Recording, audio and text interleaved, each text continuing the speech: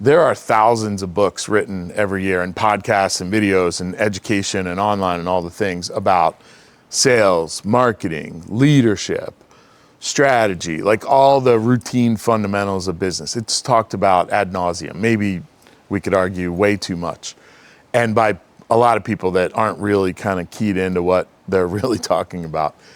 But selling companies is almost like this black box. Like there's not a lot written about it.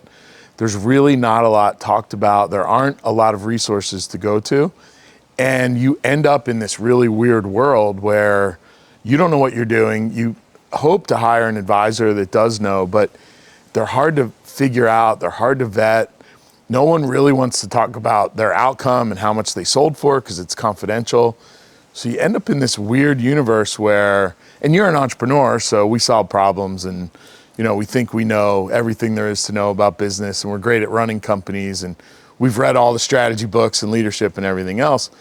All of a sudden you go into an M&A process and you are totally outmatched.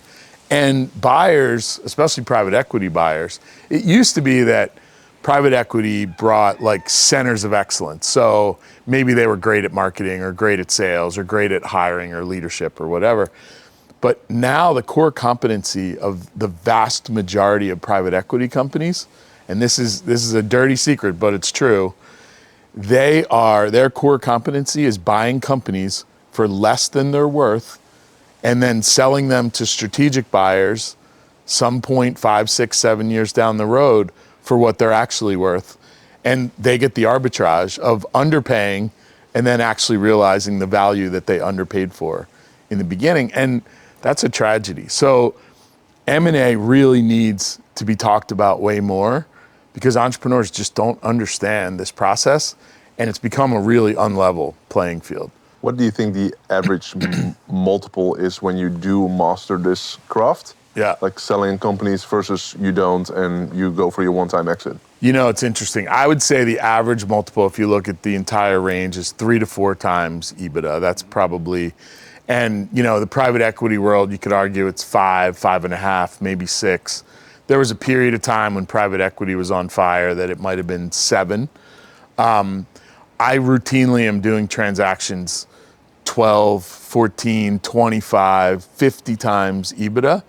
And that's the whole beginner's mind thing. You don't want to assume because I'm in the, automotive space and we trade at 6 times, so I hope to get 6.5 or 7. You might find a buyer for a reason that you don't even understand yet, might want to pay 30 times because you're solving a problem for them. And if you assume what it's worth, then you're probably going to leave money on the table.